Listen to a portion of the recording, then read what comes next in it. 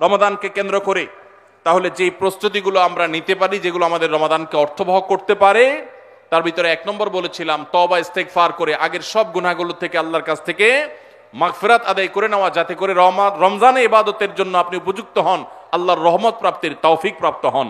অনেক সময় গুনাহগুলো ইবাদতের ক্ষেত্রে বাধা হয়, গুনাহের কারণে আল্লাহর ইবাদতের তৌফিক হয় না। নাম্বার 2, আল্লাহ রাব্বুল আলামিন রমাদানের এবং সিয়ামের যে ফজিলতের কথা বলেছেন, নবীজি সাল্লাল্লাহু আলাইহি ওয়াসাল্লাম যেসব ফজিলতের কথা বলেছেন, মর্যাদা, মাহাত্ম্য, তাৎপর্যের কথা বলেছেন, এগুলোর আলোচনা, পর্যালোচনা এগুলো এখন থেকে শুরু করা।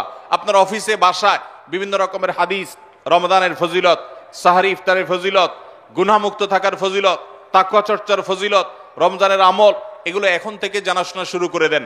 এখন থেকে এটা রিহার্সাল শুরু করেন। রমাদানকে অর্থবহ করবার জন্য আমরা রমাদান প্ল্যানার করেছি। রমাদানকে অর্থবহ করবার জন্য আমরা তারাবির সালাতে কোরআনের বার্তা বই করেছি। রমাদানকে অর্থবহ করার জন্য আমাদের আরেকটা বই আসছে, মাহে রমাদানের 27 আমল। এই সব আয়োজন কিভাবে রমজানকে সুন্দরভাবে কাটানো যায় সেজন্য এখন থেকে আপনি ফজিলতের হাদিসগুলো জানেন, আলোচনা করেন, দেয়ালে দেয়ালে নিজের বাসায় লাগায় রাখেন এবং বারবার দেখেন, পর্যালোচনা করেন, আবহ তৈরি হবে ইনশাআল্লাহ। নাম্বার 3, তৃতীয় প্রস্তুতি হলো এইবারের রমাদানে যে কোনোভাবে মাগফিরাত আদায় করে ছাড়বো আল্লাহর কাছ থেকে।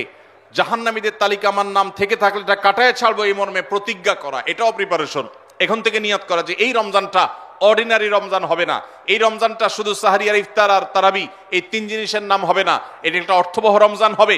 একটা নাফরমানি আমি করব না, একটা গুনাহ আমি করব না। এখন থেকে প্রতিজ্ঞা করতে হবে নিজের সাথে নিজে, প্রতিদিন নিজের সাথে নিজের বোঝাপড়া ফাইনাল করতে হবে, এটা প্রস্তুতি।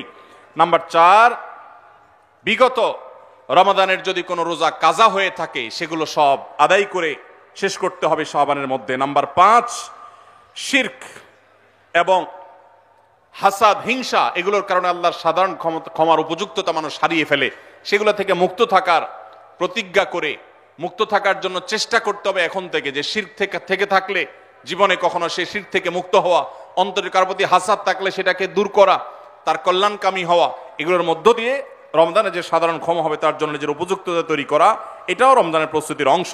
নাম্বার 6, বিগত রমজানগুলোতে কোন কোন কারণে আমার আমল হয় না, কোন দোস্তের কারণে, কোন বন্ধুর কারণে, কোন গ্রুপের কারণে, কোন অ্যাপসের কারণে, কোন ফেসবুকের কারণে, সেগুলো একটা একটা করে এই রমজানে যেন জীবনে না থাকে সেগুলা ছিন্ন করার জন্য প্রস্তুতি নেওয়া। নাম্বার 7, রমজানের মাসলা মাসাইলগুলো জানা, এটাও রমজানের প্রস্তুতির অংশ, এখন থেকে সেটা করা। 8 নম্বর হলো রমজানে যে আমল করতে চান এখন থেকে সেগুলো শুরু করে দেন, তেলাওয়াত করা। অনেক সালাফ শাবান মাস থেকে প্রচুর তেলাওয়াত করা শুরু করতেন, নবীজি শাবান মাস থেকে নফল রোজা শুরু করতেন। এগুলো হলো আগে থেকে প্রস্তুতি এবং মহড়া। রমজানে যা করবেন, দান সাদকা করবেন, এখন থেকে লিস্ট করেন, তালিকা শুরু করে দেন, টাকা পয়সা জোগাড় শুরু করে দেন, এগুলো হলো পার্ট অফ প্রিপারেশন। 9 নম্বর হলো রমজান কিভাবে কাটাতে চান তার একটা রুটিন করে ফেলেন, দিন রাত 24 ঘন্টার রুটিন। বাচ্চাদের, ফ্যামিলির অনেক ধরনের আমল আছে রমজানকে কেন্দ্র করে, যেগুলো হারিয়ে গেছে আমাদের সমাজ থেকে। রুটিন করেন এবং ইলম অর্জন করার চেষ্টা করেন। নাম্বার 10, চাঁদ দেখার চেষ্টা করতে হবে, এটাও রমজানের প্রস্তুতির অংশ।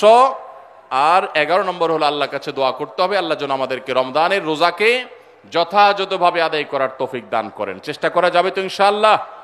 আল্লাহ রাব্বুল আলামিন আমাদের সবাইকে রমজানকে সর্বোচ্চ কাজে লাগাবার, সর্বোত্তম ব্যবহার করবার তৌফিক দান করুন।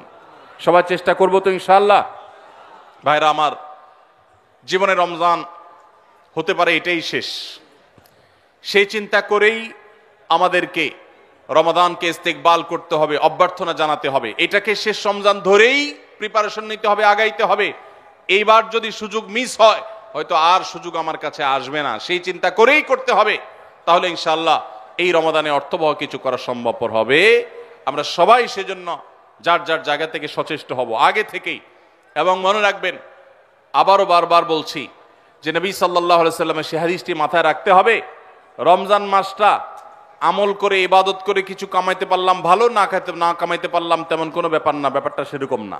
ব্যাপারটা হলো, যদি এই মাস চলে যায় আর অবহেলায় আপনি আল্লাহর কাছ থেকে মাগফিরাত আদায় করতে না পারেন, তাহলে বাউদামান আদরাকা রমাদান ওয়া লাম ইগফার লাহ, এই হাদিসের মেজদাক হবেন আপনি, এই হাদিসের প্রয়োগ ক্ষেত্র হবেন আপনি।